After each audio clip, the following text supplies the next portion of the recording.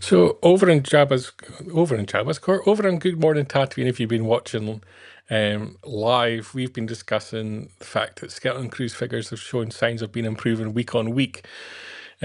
At the moment, officially, we've only got the Nielsen figures for the first two episodes, and it wasn't looking good in terms of a renewal. So this week in Jabba's Court, our discussion is if Skeleton Crew does not get a second season, where does Star Wars TV go? Because at the moment, we've got Andor that's coming to an end with season 2. We've got Ahsoka, which is rumoured to finish up with its second season as well.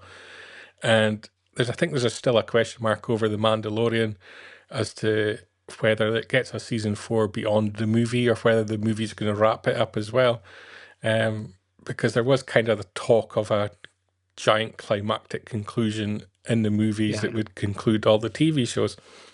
So Star Wars TV's in a difficult place. If the ratings aren't great and the content out there is all sort of coming to an end, where does it go next, Mark? It's a big question.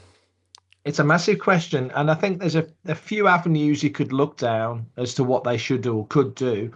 One, cinematically, they need to put a focus on cinema. They need to make sure that once Mando and Grogu has come out, whatever comes after that has focus, is promoted properly. So the cinematic side of it becomes the promote, the big push for Star Wars. As a consequence, maybe television.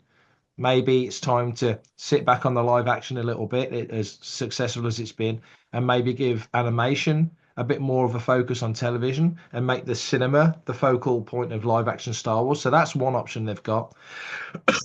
Excuse me. Another option is to keep going for their greatest hits because Mando and Grogu was a smash. It was the first show on Disney Plus, did crazy numbers, but obviously there's been this slight sort of decline in the numbers. Obviously, there's more competition. Marvel have taken off to a great degree. Pixar do their own stuff. There's all sorts of competition now out there on the streaming platforms. So maybe they go for the greatest hits. They might be a little bit reticent to try new stuff because you could say Acolyte and Skeleton Crew, both brand new, different Star Wars things. Well, Acolyte didn't work out, as we know. Creatively, that's an argument for people's tastes, but certainly in terms of numbers, it didn't. And Skeleton Crew, as you just alluded to, the first two episodes, the numbers were, I think, 100 million down on what Acolyte was. So the numbers aren't good, but if they're progressing, that gives hope. So yeah, there's no easy answer. It's a difficult one. I don't know whether the fandom is ready for recasting because my logical head says let's get into the Han, Luke, and Leia stuff post Jedi, but you would need new actors to do that. I'd be for that. I'd be all for that. I want the characters and the storylines to progress. It's whether or not the general public are ready for that quite yet. If they're not ready for it now, I don't think they'll ever be ready for it. So yeah, it's a tough one. Yeah. Mike Roberts on X made an interesting comment. He would like to see Grogu grow and become a massive character in the universe. So really, yeah, that's a really good idea. You could time jump to Grogu when he's a fully fledged Jedi, in effect, because Yeah. we've kind of seen Yoda and full flow in between hobbling around Count Dooku, and you could um, see that species of I was looking for what is Yoda's species there. It was in my head. But we don't know. You Um ain't getting. I can't Google that one for I you, can't Brian. Google Sorry. that one, yeah. Nah, I could have just dropped a big spoiler there if I had it in my could head. have. You But could have. yeah, an adult Grogu is a good shout in a way to continue what they've had success at. Um, Jack's suggesting that maybe they rotate the push between Marvel and Star Wars to give each franchise a chance to breathe. Logically, you would do that, but the fact that they're two separate companies within the Disney chain of companies means that they've all got to deliver their own profitability. Yeah. So that won't happen, I don't think. Although it is a good shout, I think, because you probably are tapping into the same fan base with both. Um, Jonathan, he's agreeing with you as well. They need to figure out something soon as well. Um, Jack's looking for them to throw everything at a brand new storyline. And Mike as well saying that cinema is the better choice. And I think they've got to strike a balance. The Acolyte was an interesting one for me because it was set in the High Republic era, and the High Republic had been so successful in publishing that I think they thought they could capitalize on that a little bit by sort of having the Acolyte be its own thing, but be within that era. Yeah, The problem there is with the High Republic being a highly successful publishing program, is probably still only attracting between 5 and 10% of what you need for a successful TV audience in terms of who's picking the number of people picking up the books. And again, a successful TV show like The Mandalorian is picking up 5 to 10% of what you need for a successful movie for the number of people going to see it. So yeah. they're all different platforms and they've all got different levels of success. Because I think Star Wars struggles. We spoke about this on Making Tracks, me and Mark earlier. Star Wars has kind of got a weird situation where the sandbox is so big that you can kind of go anywhere, anytime, any place and tell a Star Wars story. But there has to be elements that are familiar, are evocative, that pull you in. So part of me thinks right now Star Wars needs some some easy wins. So an easy win. I mean, what's an easier win than a Boba Fett series? Well, basically, The Mandalorian is Boba Fett. Let's be honest. So that was an easy win, essentially, The setting off Boba that Fett world. series didn't win so much. Well, they were kind of that was like trying to make a Judge Dredd film after RoboCop came Yeah, out, wasn't yeah. it? So they kind of had the rug pulled out from under them. But in terms of easy wins, I'm waggling the air quotes. Oh, I can. I'm not on a podcast. I can actually waggle air quotes. That that like an X-Wing series feels Yeah. like an easy win. It's like all the architecture's there. It's familiar stuff. And it's a It would great story of the week concept. Yeah, exactly And that. in And that was effect, literally, you've yeah. almost debuted it a little bit in the various TV shows that you've had, and that nearly all the TV shows have had X-wings arrive at some point or other. And it kind of Yeah, shows you like how you can integrate them into storylines. completely that. And so there's if especially if it's set within the Mandoverse era, if it's a Filoni Favreau sort of era thing, you've got Carson TV, you've got excuse me, other characters that have turned up in Skeleton Crew that you've just seen recently. So you've kind of got the start of a maybe not a Rogue Squadron, but a that kind of thing. So I think there's scope there if you want to go for things that are going to hit on the small screen as a sort of a weekly thematic adventure. Um, yeah, I think they need to maybe not think too grand at the moment. That Yeah. sounds horribly short-sighted, doesn't it? But I just think they need to get something that's just going to catch people's imagination, get them Yes. excited. Clips that look great on chat shows type stuff. Yep. Jack suggesting the Old Republic next. Farsight Games is suggesting that Skeleton Crew didn't get a second. I'd be amazed if the Skeleton Crew doesn't get a second season. It's been a breath of fresh air. Chris is agreeing with you. Some rogues. Um, and Mike would welcome anything with open arms as well. When Maul appeared in Solo, everything merged. I would love to see a Black Sun, the series. Let's see things from the criminal mastermind kind of side of things. Yeah, Um, Jonathan's liking the TV line. Been a lot of good stuff. He liked Mandalorian, Ahsoka, and Rosetta, but he needs to be a cinematic return as well. And definitely a focus on animation for TV. Mike would like to see Solo 2, with the final scene of the movie being in the cantina with a silhouette of Luke. That's a great idea. it is. Um, yeah, I kind of agree with you. I think a focus on animation is important. I think we're probably going to see that in Japan because that's probably um, a better market for Lucasfilm to promote animation. And I think we're probably going to get our first full-fledged manga series. I know we've had Visions, which has kind of been, I would class it as experimental. Yeah, Um, and I think we're probably finally going to see them dip into that and have a fully fledged series with perhaps one of the Japanese studios getting the big announcement at Celebration that they're going to be fronting it, which would be exciting. I'd like to see something from Lucasfilm Animation themselves as well, that follows on from the Bad Batch, whatever that's going to be. Yeah. Um, but yeah, I'm confused as to where Star Wars TV goes. Similar to the movies, they need to ask this question: is what is Star Wars supposed to be, and what's the storyline we're trying to tell? And I think they're struggling with that. They're sort of piecemeal a little bit all over the place, and I would kind of like a little bit of focus. And um, if they go into it like they've built up with the Mandoverse, they've kind of built it up a little bit, but this time go in with an idea of we're going to create this, but we're going to build from it.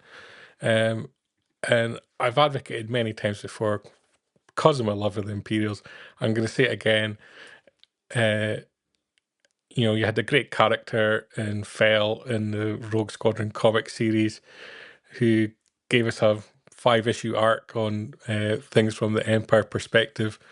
Why not give us a TV series from the Empire perspective? You can fit it in with existing storylines and characters, but spin it. And Andor's kind of dabbled in that a little bit. And Yeah. maybe post Andor, that's the thing to do. Yeah, first things first, before I forget, happy anniversary, Farsight Games. I see you there, John. I'd love to see, in terms of television, I think we spoke about it before, I'd love to see a Palpatine Rise to Power series because because it could take place over time, it would kick off on Naboo or before and work its way through. You've got historical things that can happen within that can be sort of waypoints to hit Yeah. as season enders, season openers, that sort of the old school sweeps You've week you've type kind of stuff. got Tarkin on the political side, and sorry, Tarkin on the military side, Palpatine Yeah, on the political side. yeah, So it's a and nice, exactly that. Yeah, yeah, yeah, a nice mix of things, and because it's in that, I mean, even leading up to Phantom Menace, he's got a because it wouldn't just be a political thing because it's Palpatine. You'd also have the build up, the sort of stuff you imagine Leslie Headland was kind of aiming for. If she ever got 5 seasons of Acolyte, it would move through the time periods and end up near a Phantom. Well, at some point, Palpatine would have come in as the apprentice, and it would have worked its way through that way.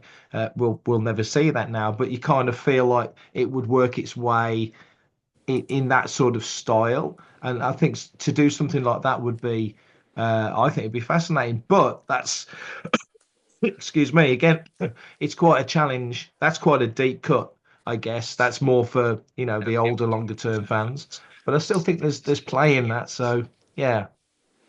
and obviously at the announcement, if they ever do make one, a young Palpatine series, you just announce it as somehow he returns. Yeah, yeah, yeah. It's um, just he's young Sheldon with Force Lightning. yeah, Mike Roberts suggesting bring back the Ewoks. I don't know about the Ewoks, but a very focused TV series that sticks to one planet, and I know it's called Star Wars, but just a really focus in on one group of people on one planet and stories featuring those characters around that planet would intrigue me, I think. I'll give you a great example as to why what you just said makes all the sense in the world. I'm going to talk about Star Trek for a minute. Star Trek out there on a ship flying around the galaxy, meeting people, having adventures, and then they come up with the idea for Deep Space Nine. You could argue Straczynski came up with Babylon 5 at a similar time, of course he did. But locations, it's the adventures coming to you.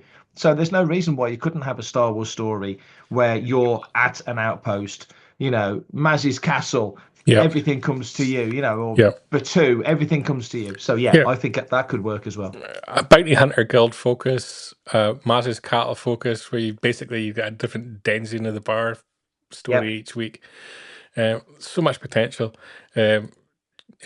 Jonathan making the comment, they should have focused on Darth Plagueis Palpatine in the first place.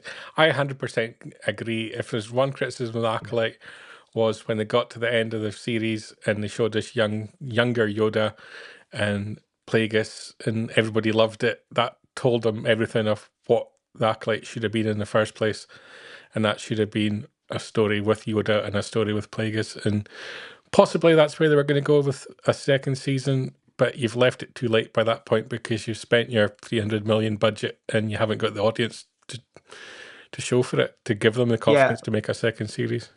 Showing Uh, Yoda and showing Plagueis felt a bit like a Hail Mary at the end, didn't it? It was just a let's hope this works, and it never quite captured the imagination enough. So Bounty Hunter Wars would rock.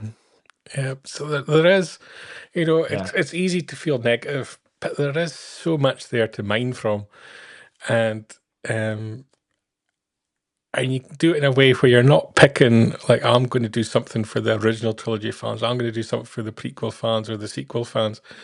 You can pick something and make it Star Wars that can appeal to everybody. yeah.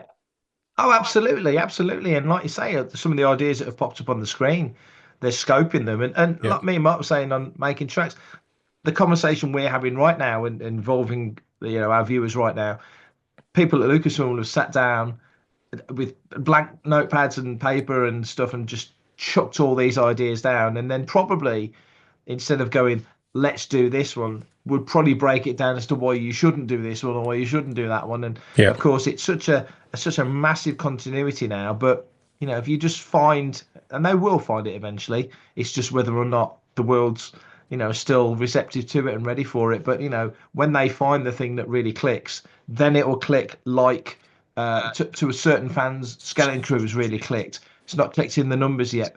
Mando really clicked in terms of numbers and eyes on it, and the broad exposure of Grogu and all that sort of stuff. So they will get there, but I think maybe it might take a bit of time.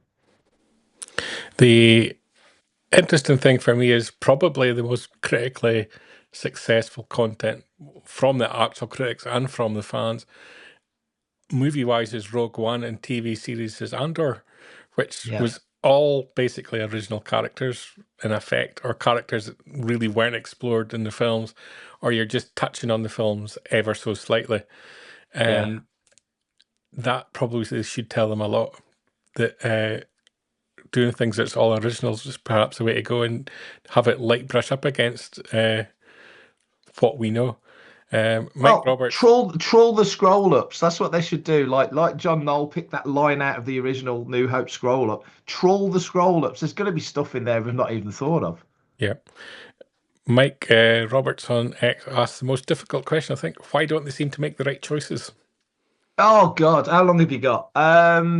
I think it's like Uh, anything that's big corporation now. It's the levels of approval you have to go through to get anything done. So by the time it gets through all the levels, it's been watered down too much. yeah, I And don't I disagree think with that. that's probably fair to say, not just for Disney, but for most major businesses, that good ideas get strangled to the point that they're no longer a good idea by the time they get released. Yeah, like you say, with Star Wars, above and beyond any other franchise, there's other factors. How many toys is this going to sell, or is it toyetic? I mean, goodness knows, there wasn't a lot of toyetic stuff in Andor season one, but that there's all these questions that have to be asked above and beyond just is this going to be cool? Is this going to work? So yeah, Yeah. it's a difficult question. And we'll give last comment to Jack on Facebook here as well before we move on. He makes a comment. They want to push past the Skywalker stuff for it all to carry on. I think it's maybe a huge gamble they don't want to make unless pushed. Um, I think that's probably true. I think, and this is going to sound grim, but I hope it's taken in the spirit that it's intended. I think we're going to struggle to get past the Skywalker era whilst Harrison Ford, Mark Hamill, and George Lucas are still around. That sounds horribly grim, but I think whilst they're still presences in the world, there's still a connection, a There's still very the potential you could do more. And I think it's probably fair to say, whether it's Leia, Han, or Luke, the characters, none of them got a satisfactory conclusion in the eyes of a large number of fans. yeah. They And never so got the Picard season three everybody moment. kind of wants a little bit more. Yeah. Even if it's with Harrison, I look back at the Young Indie stuff where they used to bookend it with his Mm. father as an old man, even a Solo 2, and you had Harrison Ford narrate an introduction or narrate an Yeah. ending, would blow your mind. If you turned up to Oh, watch Solo 2 and you just saw an old Han Solo in the cockpit of the Millennium Falcon with a grey yeah. Chewbacca, it's just narrating a story. Not going to happen now, but It's not, no. But that's what they should do with the Lando story. It should be Yeah. Billy D telling the Calrissian Chronicles. Yes. Yeah. Yeah. So Star Wars, there's so much potential there. We need some big, bold decisions, I think, is what we need. Bold is the word, definitely. Not new bold, just bold. Yeah. And on that note, I think we'll draw a conclusion of this week's Jabba's Court and we'll head back to Good Morning Tatooine. But just a final reminder that Jabba's Court is part of Good Morning Tatooine, your weekly recap of all the latest Star Wars news that live streams every Sunday at 9 p.m. in the UK, 4 p.m. in New York, and also released on Fantatrax TV every Wednesday at 7 p.m.